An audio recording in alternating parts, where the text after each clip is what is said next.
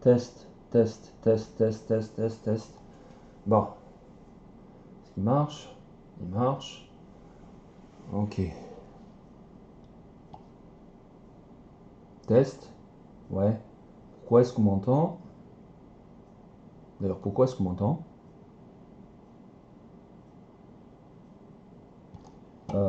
Ouais, bon, ça c'est mauvais.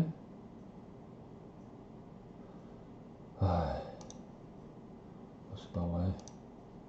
Bon, disable.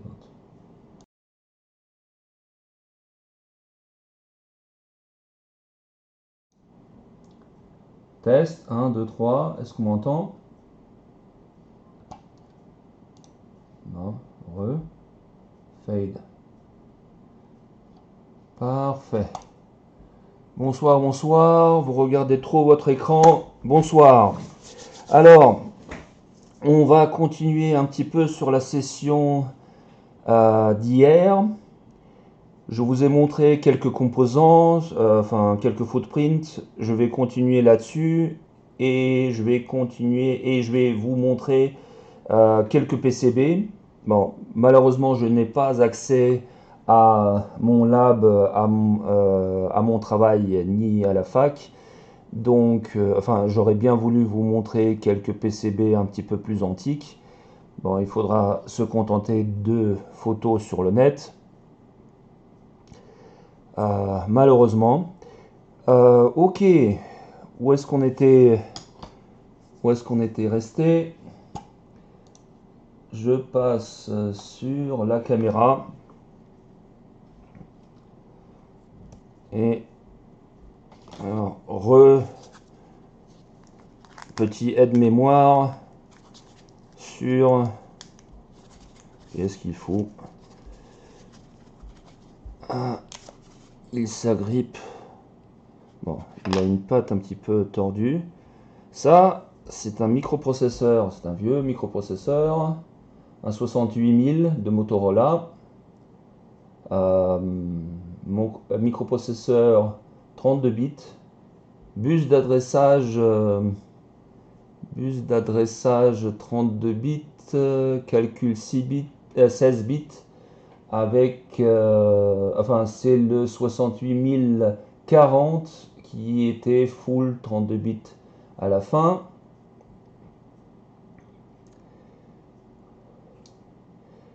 Oui, on l'a déjà fait, l'Exilion.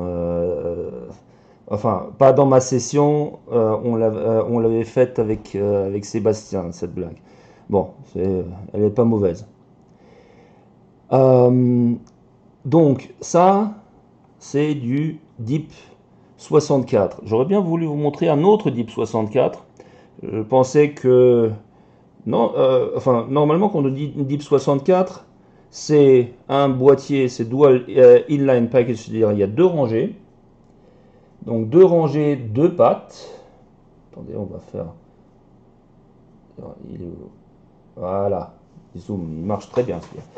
Bon, deux rangées de pattes et la distance entre les pattes, 2,54 mm.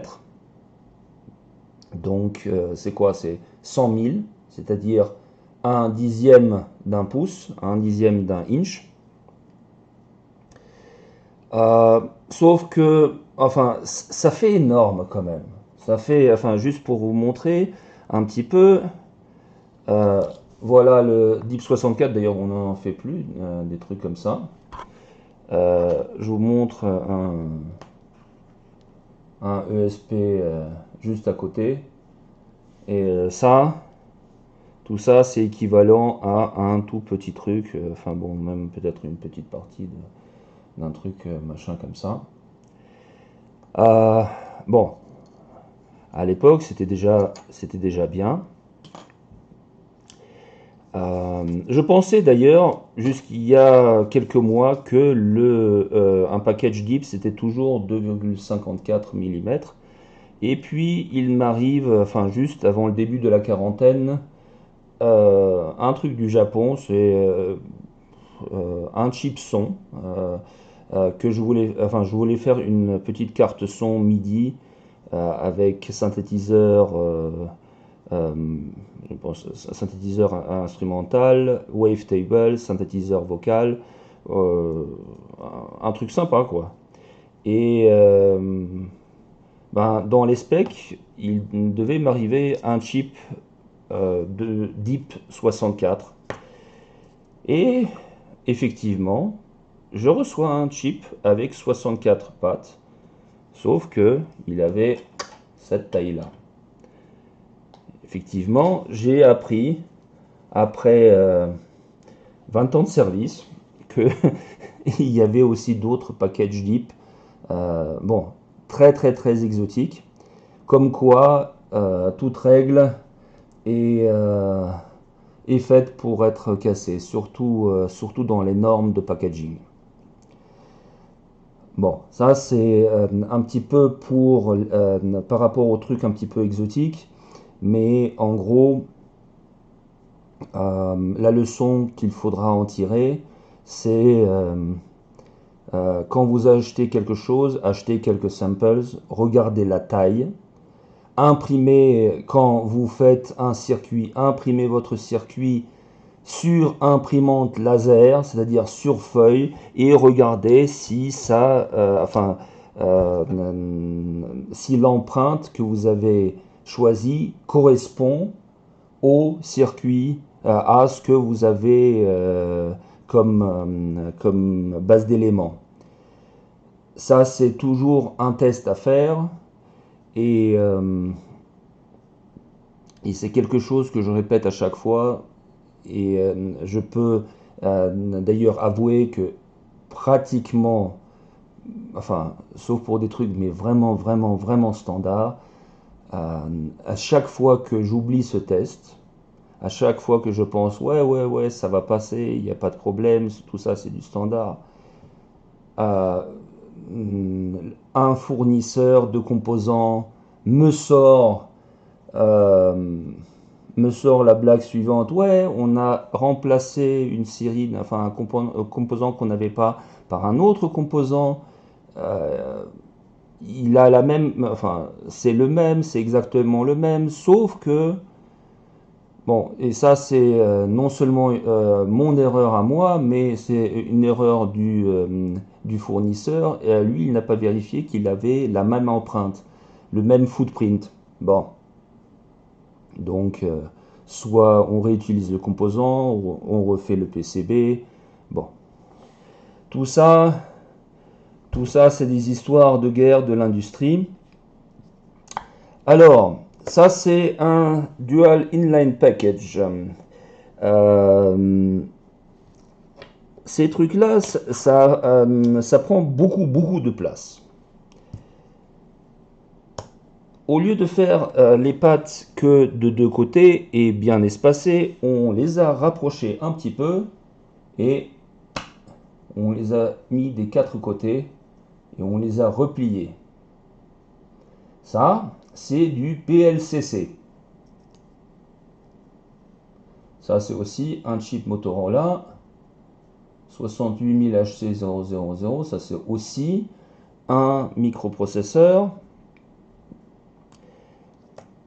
Le package, bon, je me suis pas amusé à compter les pattes. Bon, enfin, on peut compter combien il y en a d'un côté. Peut-être c'est aussi un 64. 1, 2, 3, 4, 5, 6, 7, 9, 10, 11, 12, 13, 14, 15, 16. Pom pom pom, x 4, 64. Donc ça c'est un PLCC 64. Comment, alors ça c'est clair, comment ça se met. Soit ça se soude, ça c'est un composant traversant. Donc soit ça se met dans les trous et ça se soude de l'autre côté, soit ça se met dans une fiche, dans un socket qui lui il passe dans les trous et il est soudé de l'autre côté. Ben, tout simplement comme ma petite plaque avec le chip Yamaha ici, avec notre DIP 18 ou je ne sais pas trop, ouais, c'est ça, DIP 18. le PLCC, lui, il a un truc. Alors, pourquoi est-ce qu'on est passé au PLCC? Euh, enfin, pour un processeur, tu le mets, il, enfin, tu le mets une fois et tu le ressors plus. En même temps, si tu as une mémoire, s'il ne se programme pas directement dans le circuit, par exemple une EPROM. Avant, tu pouvais pas programmer, enfin faire euh, ICP, In-Circuit Programming, ce qui s'appelait de la programmation dans le circuit même. Tu devais sortir tes mémoires, par exemple tes EPROM, tes PROM, enfin, bon, il n'y avait pas encore de flash à l'époque. Tu les mettais dans un programmateur, tu les effaçais, tu les programmais ou tu les programmais tout court, et tu les remettais de nouveau dans un truc, enfin qui les tenait. Je vais vous montrer ça tout de suite. Et il n'y a pas que vous qui faisiez des erreurs de programmation de temps en temps. Tout développeur en fait. Donc, s'il y a un EPROM à reprogrammer, tu le ressors, tu le programmes, tu testes, ça marche pas, tu ressors, tu reprogrammes. Bon, si c'est des DIP, si c'est des circuits en DIP, regardez ce qui peut se passer. Tenez, je ne l'ai pas fait spécialement, bon, je l'ai reçu comme ça. Ouais, c'est toujours l'excuse. Bon, cette patte-là, bon, encore, on peut la tordre euh, à l'endroit, enfin bon, mais il y a 64 pattes qui peuvent casser. Après, pour restaurer tout ça, c'est assez difficile. Ça, en revanche, c'est euh, beaucoup plus solide, surtout pour le va-et-vient d'une fiche. Je vais vous montrer.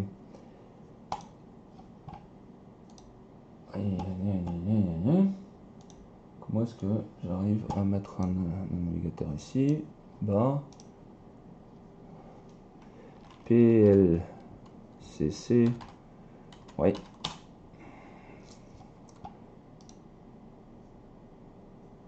Voilà. La fiche pour le PLCC. Allez. Voilà. Ça a cette gueule-là.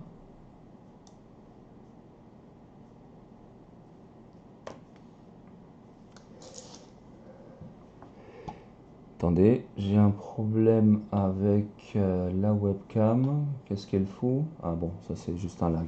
Bon, ça c'est une fiche, ça c'est un socket pour un PLCC. Et ce qu'il y a avec, voilà.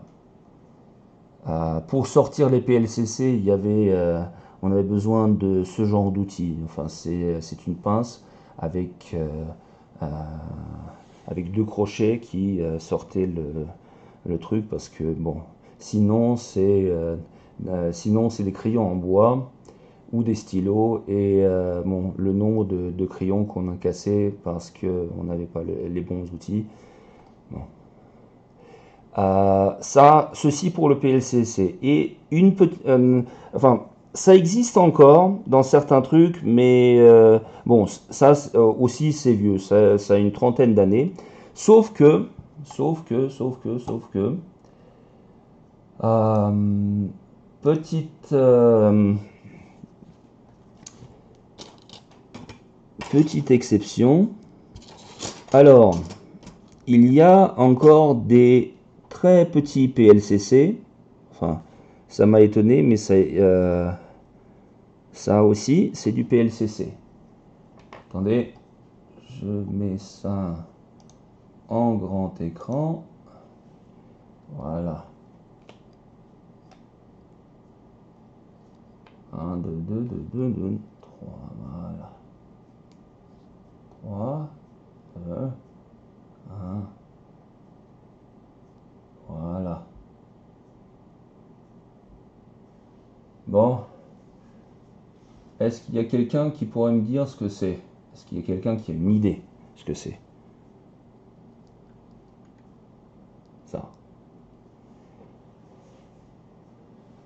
un truc comme ça. Alors, ça a une gueule de LED RGB, mais non, c'est une LED BBB. Voilà. C'est une LED BBB, BBB comme bleu, bleu, bleu. Il y a 3 jonctions PN, 1, 2 et 3, ce que vous voyez ici.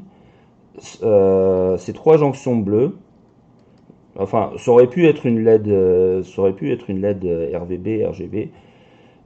Juste pour vous montrer les pattes. Vous voyez. Voilà. Attendez, je vous la montre.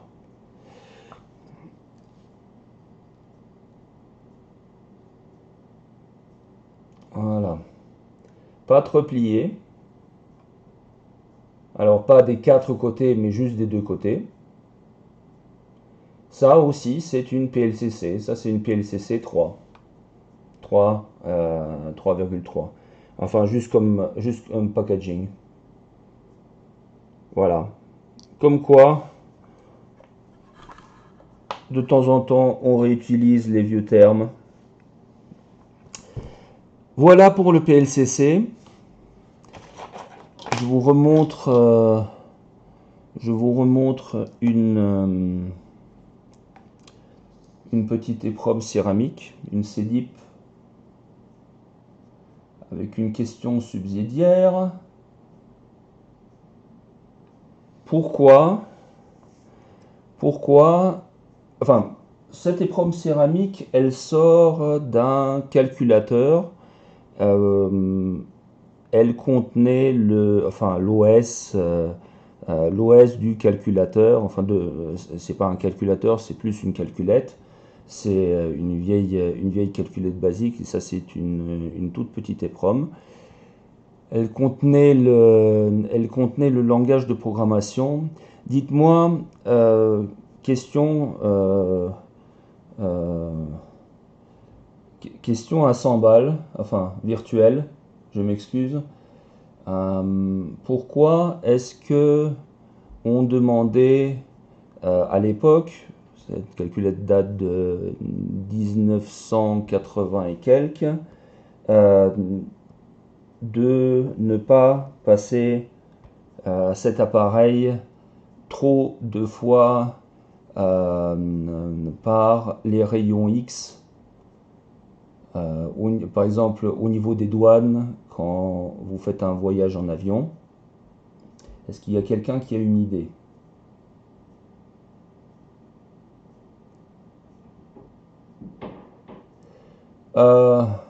Pourquoi? Alors oui, ça a un effet sur la mémoire. Bon, pas tout de suite, effectivement, ce n'était pas une session, parce que les rayons X sont une radiation ionisante. Et regardez, si, enfin, au niveau de la longueur d'onde, beaucoup plus court que la lumière visible, beaucoup plus court que la lumière UV, et déjà juste l'énergie contenue dans les UV est suffisante pour effacer ce genre de mémoire. Non, c'est pas une trou, c'est un trou, et le trou ne reset pas la mémoire. C'est la massue qui reset la mémoire, pas le trou. C'est la massue qui fait le trou. Non, je rigole.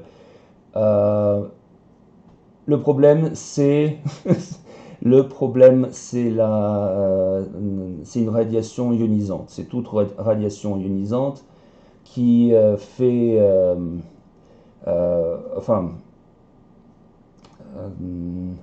qui est très très très mauvaise pour tout ce qui est électronique. D'ailleurs, pour votre information, les pros actuels, ils sont à combien de nanomètres de processus technique? Les masques, enfin, j'en ai à 22, Enfin, il y en a à 14, les nouveaux sont à 7, et il y a des fonderies, oui, oui, 7 nanomètres, oui. Et il y a deux fonderies qui sont en train d'être construites qui vont travailler à 3 nanomètres. Oui, c'est 3 et 5, 3 et 5, 5, 5, oui, Heliox, c'est exact. Euh, sauf que, sauf que pour l'aérospatial, c'est-à-dire pour tout ce qui est, pour tout ce qui est satellite qui va être en orbite, pour tout ce qui est vaisseau spatial, pour tout ce qui est euh, euh, fusée intercontinentale qui peut quitter la stratosphère ou qui est à peu près à son niveau, ben, on n'utilise pas de chip de 7 nanomètres ni de 22 nanomètres. On utilise du bon vieux 40 nanomètres. Et encore, pour l'exploration spatiale, des trucs du style Mars Rover, les circuits intégrés, on ne descend pas en dessous de 160 nanomètres. On dirait, bon, c'est grand, c'est immense, ça bouffe beaucoup d'électricité, effectivement, mais c'est euh, c'est stable, c'est beaucoup plus stable, c'est beaucoup plus, euh, comment dire, ouais, c'est beaucoup plus fiable pour tenir face à une source d'énergie ionisante qui est la radiation cosmique. Ouais, c'est beaucoup moins sensible. Beaucoup, beaucoup moins sensible.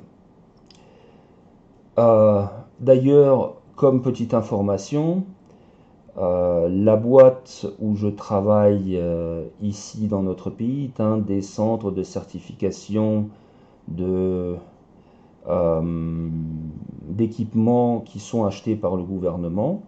Et on a la possibilité, dans notre lab avec notre microscope électronique, de vérifier des puces jusqu'à enfin, 28 nanomètres, mais par exemple enfin, réellement vérifier contre une netlist HDL, réellement jusqu'à 40 nanomètres, et on ne descend pas en dessous. Tout simplement parce que les trucs stratégiques, parce que les pros, les microcontrôleurs, les DSP, les logiques, enfin pour tout ce qui est stratégique, c'est-à-dire militaire et autres, ne vont pas utiliser des chips en dessous de 40 nanomètres. Non seulement enfin pas seulement dans notre pays. Voilà, ceci est juste comme petite information. Donc, plus vite, plus fort, plus loin, pas nécessairement. Plus fiable, en revanche, c'est dans certains secteurs, c'est toujours le pari à tenir.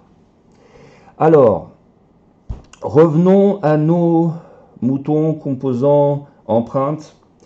Je voulais vous montrer, tenez, euh, qu'est-ce qu'on a vu? On avait vu les QFP hier, QFN. Après, je vais vous montrer une règle. Quand on fait, quand on a affaire à des Chinois,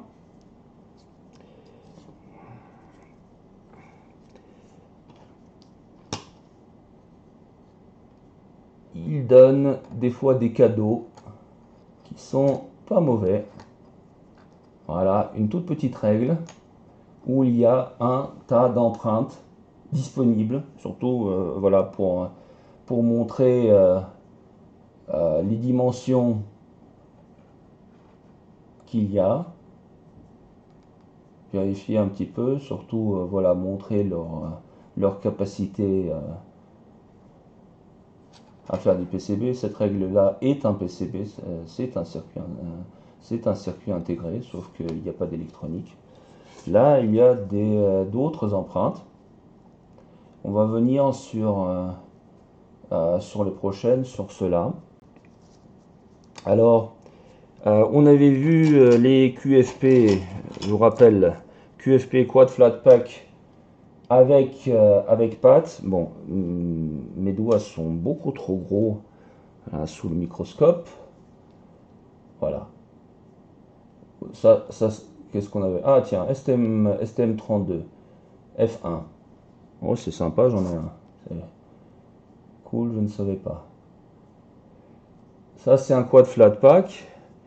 Après, qu'est-ce qu'on avait vu? Ah oui, QFN, quad flat pack, no leads, c'est-à-dire où les pattes étaient recroquevillées, enfin, ou directement au ras du package, des quatre côtés, ou enfin, est-ce qu'on a un truc des deux côtés quelque part? Voilà. Tenez, sur mon prototype C5, risque 5, voilà. Ça, c'est un DFN. Bon, c'est chiant, c'est vraiment chiant à souder. En fin de compte, bon, il y a des tutoriels, des tutoriaux sur le net, mais surtout, si c'est chiant ou non, ça va dépendre de comment vous faites les empreintes. Alors, vous pouvez faire les empreintes en étant radin, pire que Scrooge, et ne vous laissez vraiment rien, vraiment aucune marge de manœuvre.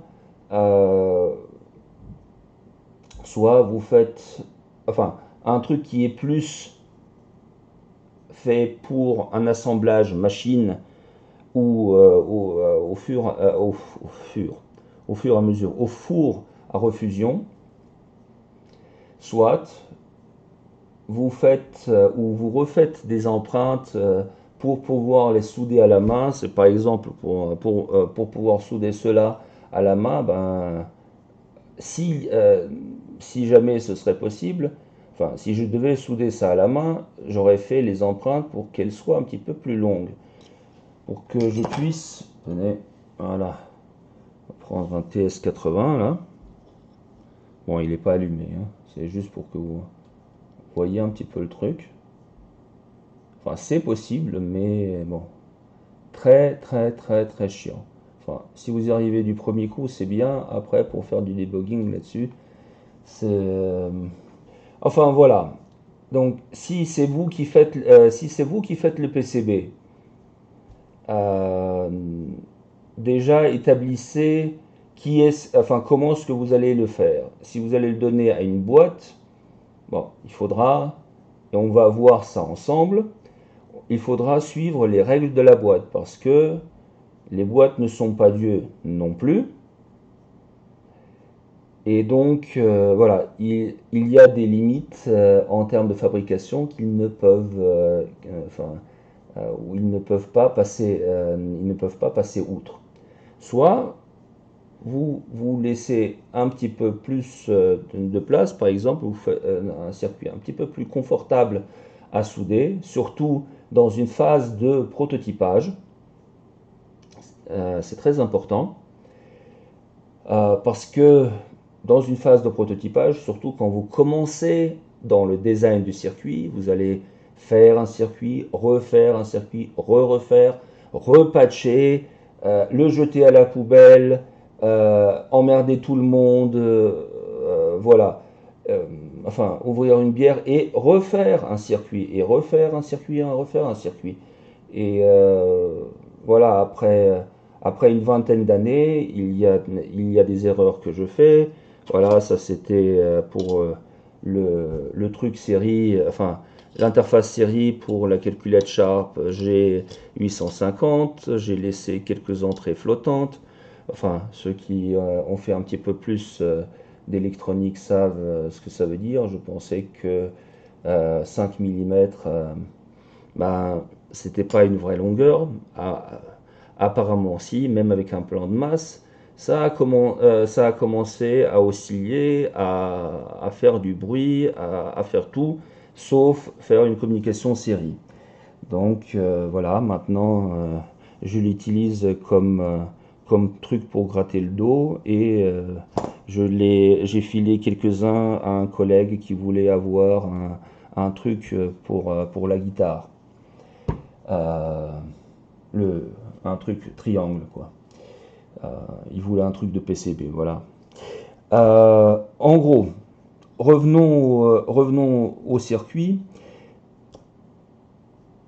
Avec l'intégration de l'électronique, des circuits à l'intérieur sur un silicium, il fallait caser les pattes quelque part. Alors, regardez un petit peu, là, à peu près sur cet espace, c'est le maximum qu'on peut caser, en fin de compte, sur une simple longueur. Donc, qu'est-ce qu'on avait fait? Ben, on a mis des pins en bas du processeur. Alors, première chose qu'on avait fait, c'était des PGA. Alors, rien à voir avec avec une ligue de golf. La PGA, c'était, je pense que vous avez dû voir déjà ce genre de socket.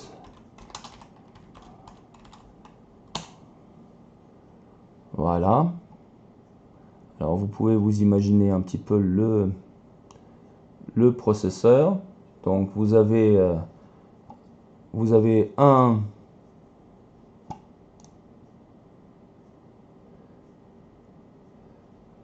une matrice avec un tas d'aiguilles, donc un tas de pins, un tas de pattes qui sort. Et vous avez l'embout en dessous. Et ça, c'est un PGA. Bon, LGA sans les pins, tout ça. Bon. Mais bon, un tas de pattes comme ça peut se casser, c'est très difficile à réparer. On dit, bon, on est effectivement passé au LGA. Attendez. Pause.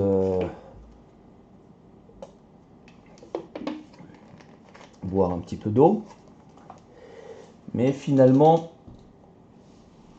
le truc qui s'est établi pour les processeurs, pour les mémoires, enfin là on a besoin de beaucoup d'entrées-sorties, enfin vraiment, vraiment beaucoup, de style, enfin plus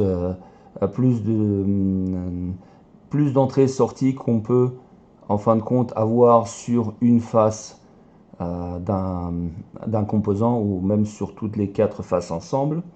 Et on est passé à ça. Alors, il est où? On est passé à ce genre de truc. Voilà. Là, je vous présente le Tinzi.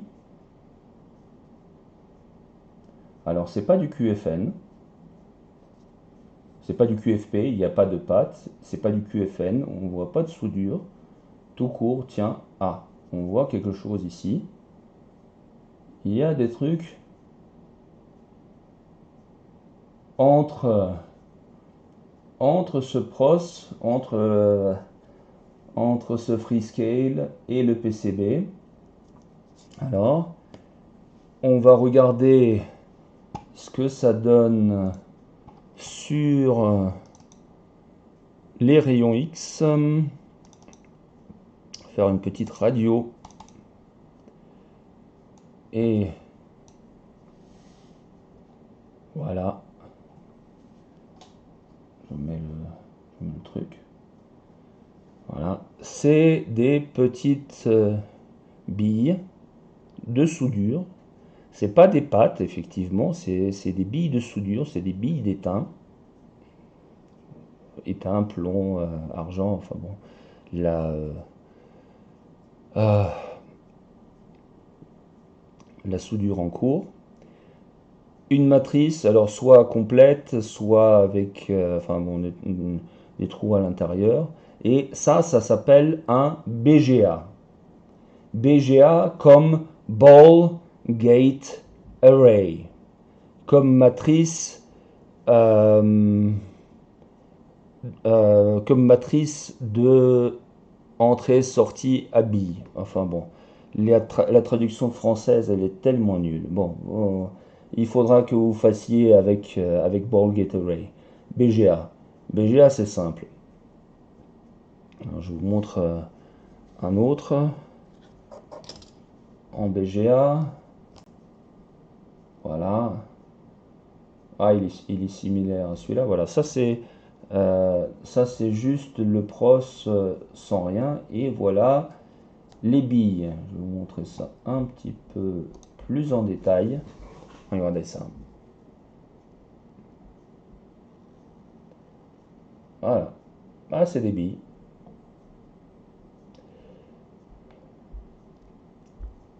D'ailleurs, il y a une histoire que j'aimerais bien vous raconter. Enfin, juste une petite anecdote. C'est que la popularité des fours à refusion qu'il y a en ce moment, parce que maintenant, enfin, un four à refusion, ça coûte pas tellement cher. Un- enfin, pour moins de 200 dollars, vous pouvez en avoir un. Bon, il y en a effectivement de tous les prix, mais euh, avant les BGA, les fours à refusion coûtaient très cher.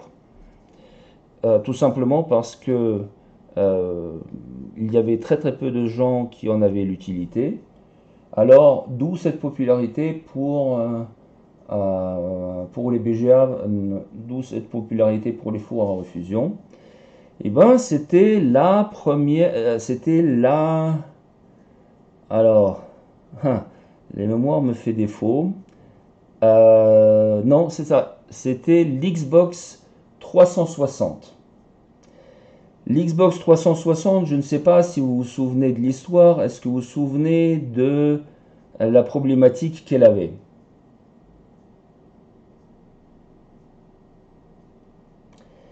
Est-ce que le Red Ring of Death vous dit quelque chose? Je vais vous l'écrire.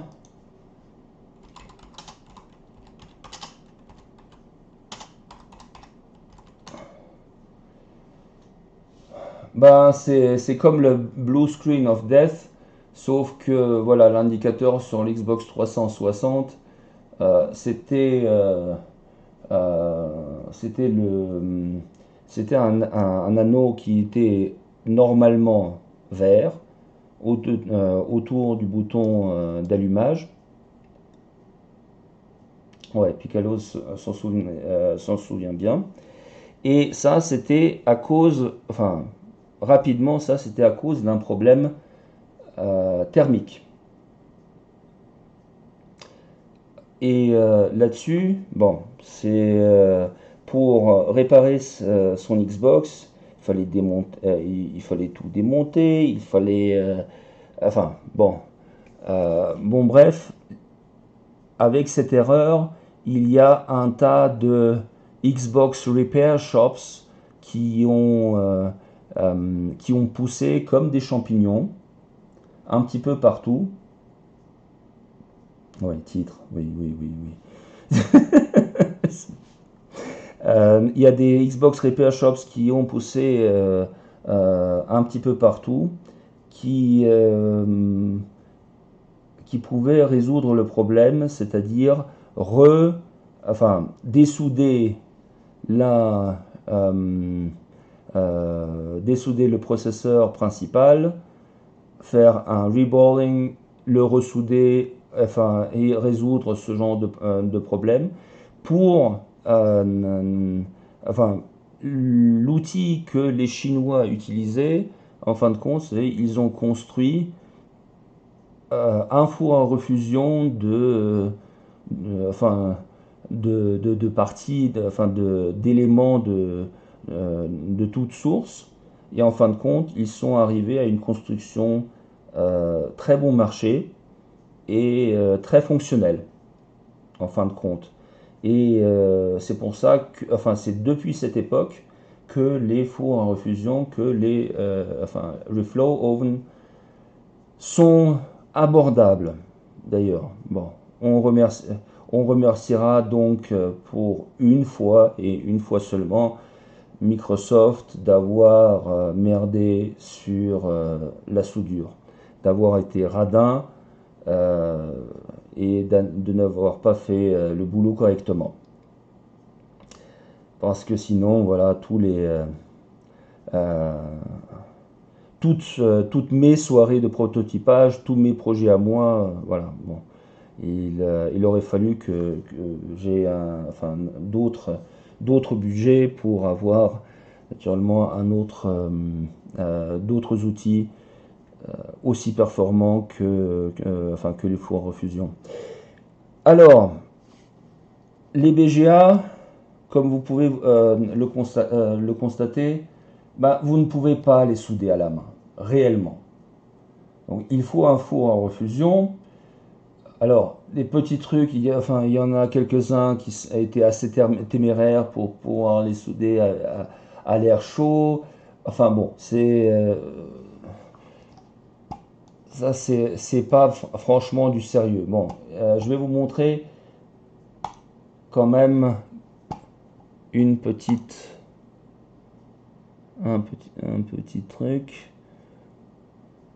Enfin, si vous voulez vraiment un challenge, j'espère que je l'ai. Non, je l'ai mis ici ou non? Ah oui, pardon, il est dans ELEC. Enfin, quand j'ai dit on peut pas le souder à la main, voilà, je vous le mets en grand.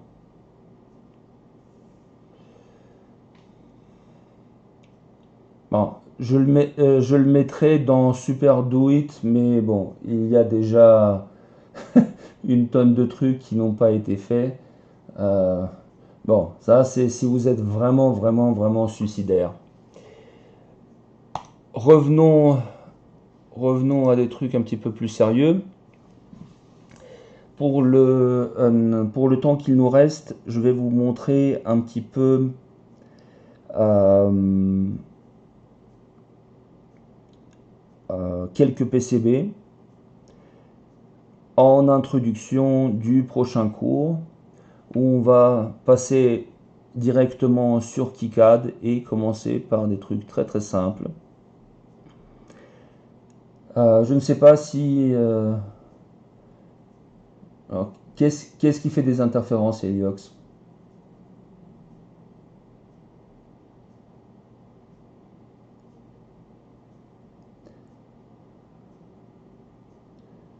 Tu veux dire... Oui, non, c'est jamais une bonne idée, sauf si on réduit la vitesse. Effectivement. Sauf si on réduit la vitesse. Alors, ben, c'est pour ça que je voulais vous montrer quelques PCB. On, ben, on laisse le microscope ici. On va passer sur quelques trucs historiques. Avant qu'il y avait... Non, c'est pas ça. Oui, si, c'est ça, pardon.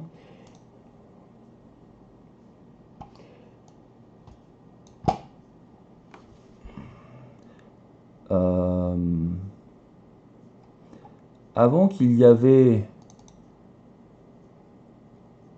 Avant qu'il y avait des CAD, des CAM, CAE, qui pouvaient faire des trucs du style routage et faire des traces, ben, tout ça, on le faisait à la main. Ça, par exemple, c'est pas un truc amateur, ça c'est une plaque d'un oscillo. Bon, il date effectivement, ça doit être euh, l'époxy, il a l'air d'être des années 60. Euh, j'ai quelques plaques comme ça, comme j'ai dit à la fac. Dommage que je ne peux pas vous le montrer en live. Voilà, enfin, ces traces-là ont été faites à la main. Bon, effectivement, à l'époque, on ne pensait pas encore au plan de masse, donc euh, on faisait les mesures anti-interférence d'une autre manière. Quoi d'autre?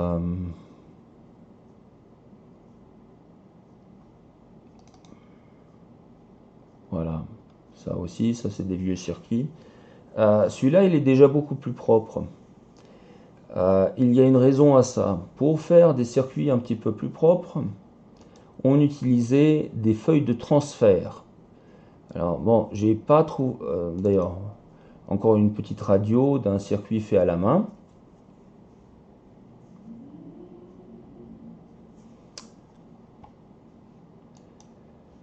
Pour que les lignes soient droites, pour que pour que les traces soient d'une longueur à peu près égale, on utilisait des feuilles de transfert.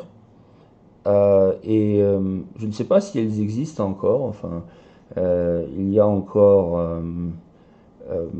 encore quelques années, on pouvait acheter ce genre de feuilles de transfert et faire des circuits à la main sans Eagle, sans Altium, sans Orcade, sans KiCad d'ailleurs non plus.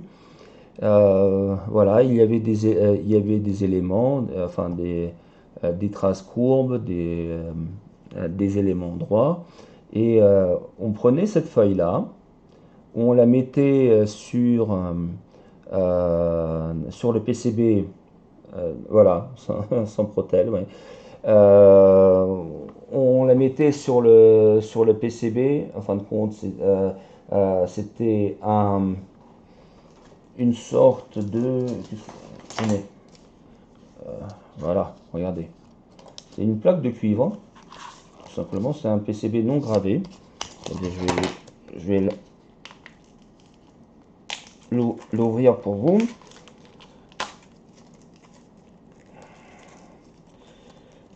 Bah, je veux pas. Ça, c'était une plaque de cuivre non gravée. Et on transfère. Qu'est-ce que c'est que ce paquet, bordel?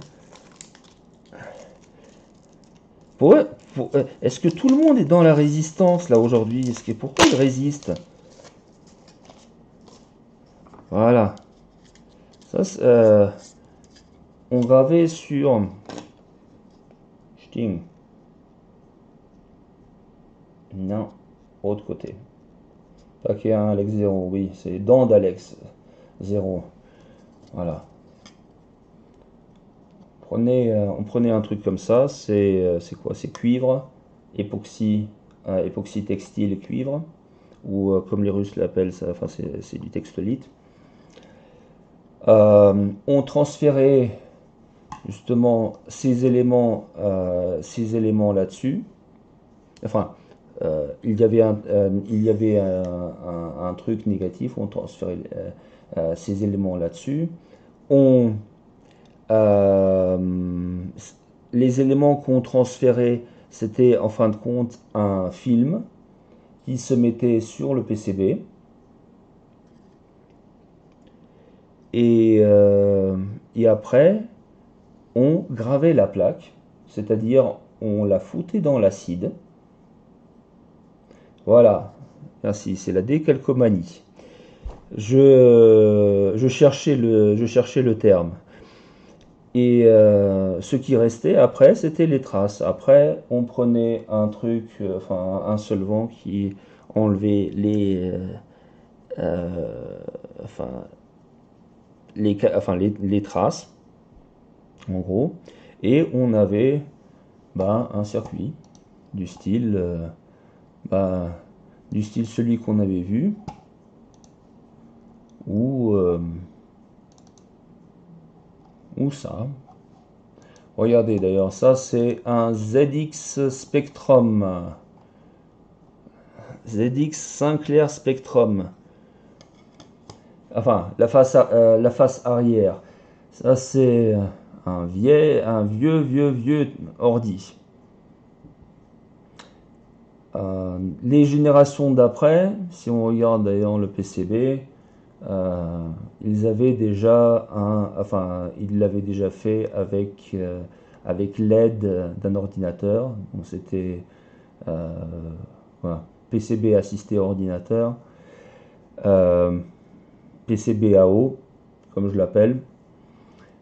Mais voilà, ça c'est un art qu'on n'a plus. Bon, effectivement, Bon, ici, on voit du patchage. Alors, si vous si vous regardez, il y a un truc intéressant. Ici, vous n'avez pas de plan de masse. Ici, vous avez quelque chose. Bon, euh, c'est pas un film. Comment ça s'appelle? C'est une feuille de cuivre qui est collée, en fin de compte. Ici, spécialement, probablement parce que, enfin, ici, ça a l'air d'être une antenne. Donc ça, c'est une partie RF, partie HF, donc pour sortir l'image sur la télé. Et voilà, pour éviter les interférences, pour éviter enfin, on a dû faire un écran ici. Bon, ce truc-là, il se désagrège avec l'âge. Enfin, ça doit avoir une trentaine, une quarantaine d'années. J'en sais trop rien. Enfin, si, 82. Tenez, vous pouvez faire le calcul. Elle est où ma bouteille d'eau?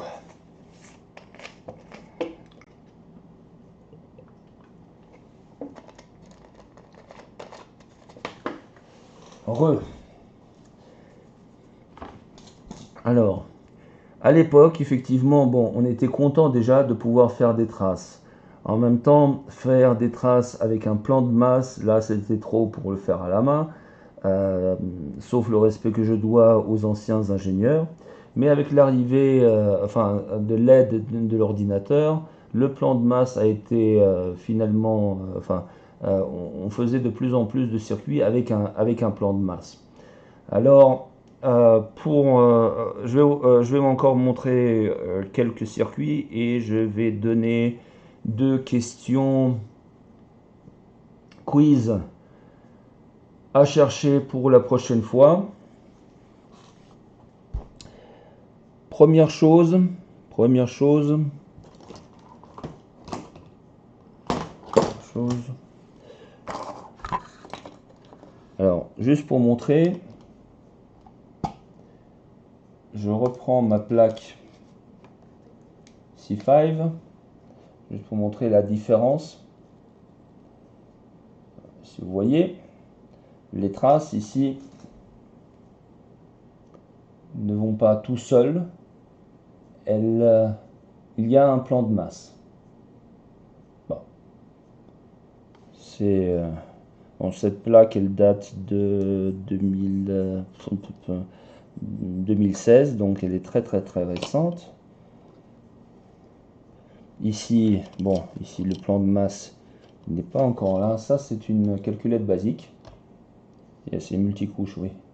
Ça, c'est une calculette basique d'il y a 30 ans à peu près. Voilà. Sharp PCE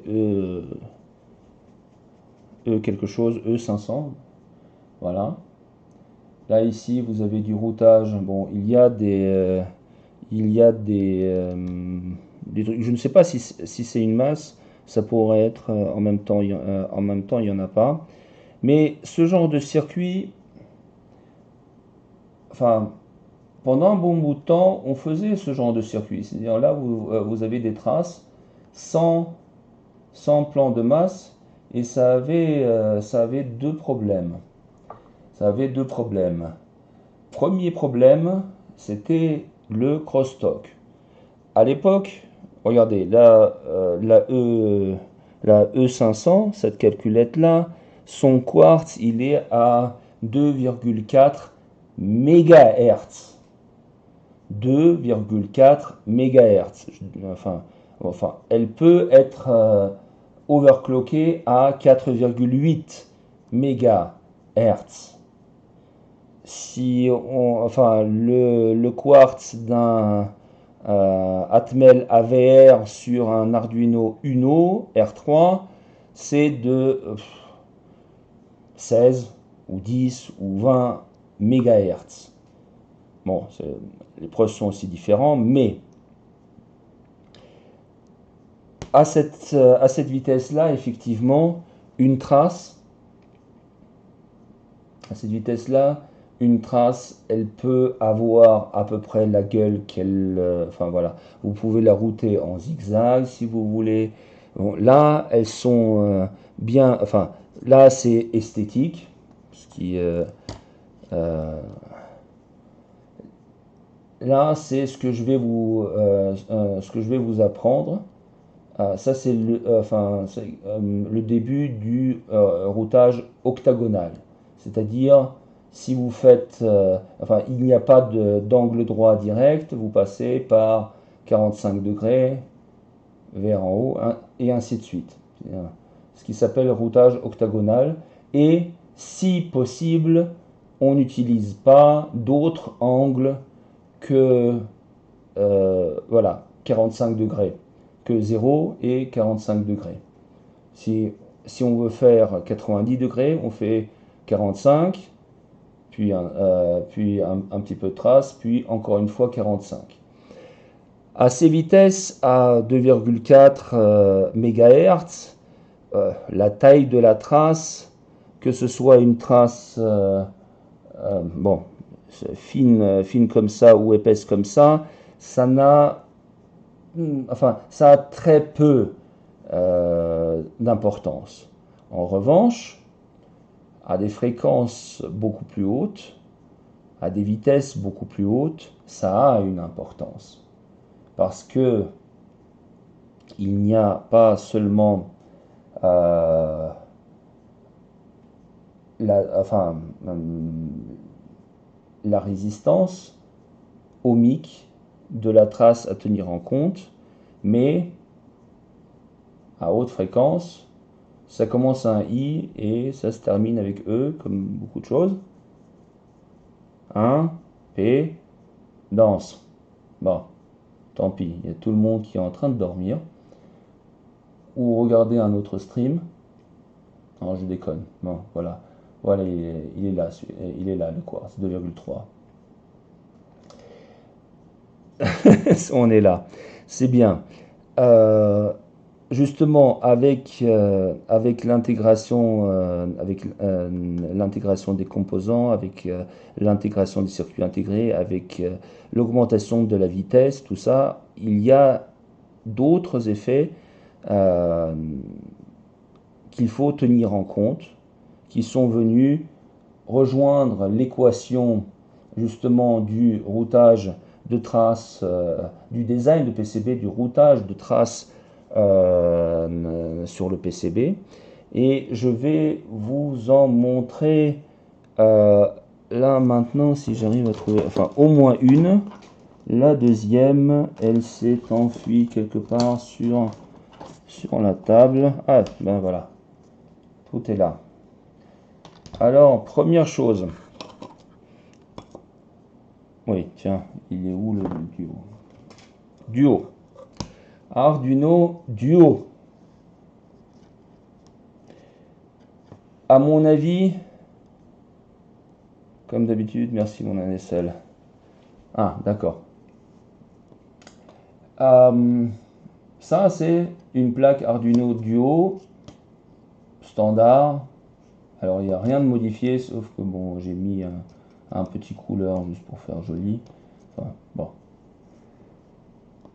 Un petit détail. Ben, si vous regardez, en gros, rien qui devrait vous choquer, du DFN, du TSSOP ou ça doit être du MSSOP, bon là peu importe.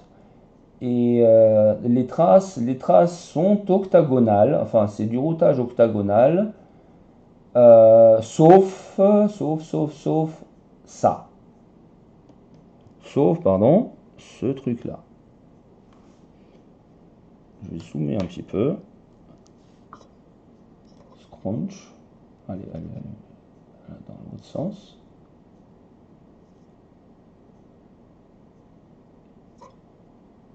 Voilà. On dirait que le développeur du PCB soit un serpentard en secret. Ou est-ce qu'il y a une autre raison? Donc ça c'est pour la question de quiz numéro 1. À quoi ça sert? Bon, si Heliox a fait déjà ce genre de truc, bon, enfin, Heliox, tu le gardes pour toi, tu me le mets en DM direct. À mon avis, enfin, si tu as fait ça déjà sous KiCad et sous Altium, tu devrais savoir. Donc voilà, et pour les autres, pourquoi est-ce qu'il y a un petit serpentin ici? Pourquoi est-ce que on peut pas mettre, enfin pourquoi il n'y a pas de trace directe? Tout ça, on aurait pu le faire directement avec une trace droite. Il n'y a rien, enfin droite ou enfin avec un truc octagonal, il n'y aura rien qui l'aura empêché. Question, pourquoi? Pourquoi il y a un serpentard ici? Euh, pourquoi on les retrouve? Par exemple, attendez, chercher là-dessus.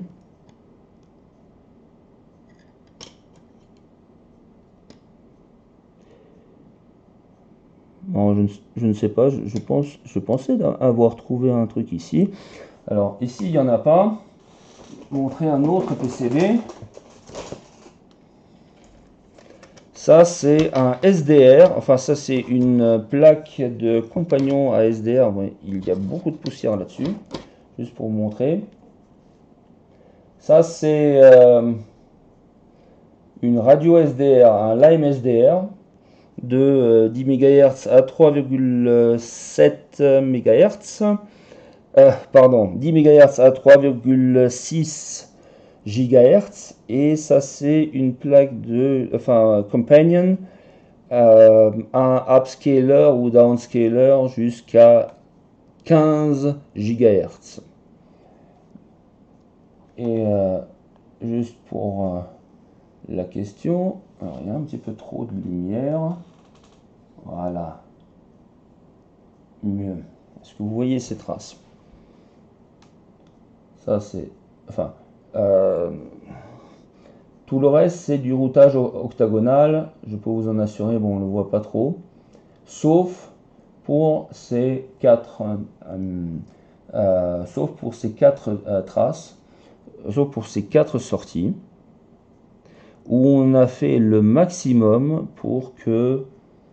euh, pour qu'il n'y ait pas de coin, pour que tout soit fluide, pour que tout soit bien arrondi, spécialement pour ces quatre sorties. Voilà. Ça, c'est à peu près la question qui rejoint la première. Et deuxième question. Deuxième question de quiz. Ça. Ça, c'est un convertisseur USB série. Si vous regardez, bon, le zouave en question, qui a fait cette plaque, n'a pas fait de plan de masse ici, mais le plan de masse, il est de ce côté-là. Bon, en gros, c'est suffisant. Bon. Après, tout ça, c'est des guerres de religion. J'aurais mis aussi quelque chose ici, mais bon, ça se discute. Je vais vous expliquer aussi au prochain cours la deuxième raison pourquoi il faut pas, pourquoi il faut mettre un plan de masse. C'est par rapport à la gravure. Mais un truc spécial, voilà, c'est que le plan de masse est interrompu ici. Ici, il n'y a rien. Enfin, ici, c'est juste de l'époxy. Pas un seul conducteur, rien. Et le plan de masse reprend ici. Sauf qu'il est connecté à,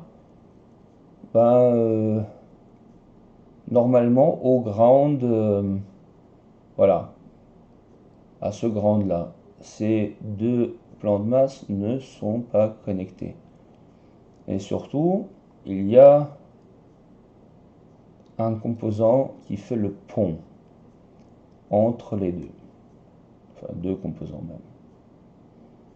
Ça doit servir à quelque chose. Voilà. Voilà pour les deux questions. En gros, c'est tout pour ce soir. Si vous avez des questions, je serai sur Discord dans 5 à 7 minutes. Et sinon, on se reverra, si vous êtes d'accord, par exemple demain, pour un nouveau stream où on va commencer directement avec KiCad. J'espère que ça vous a plu. Et je vous dis à la prochaine. Merci pour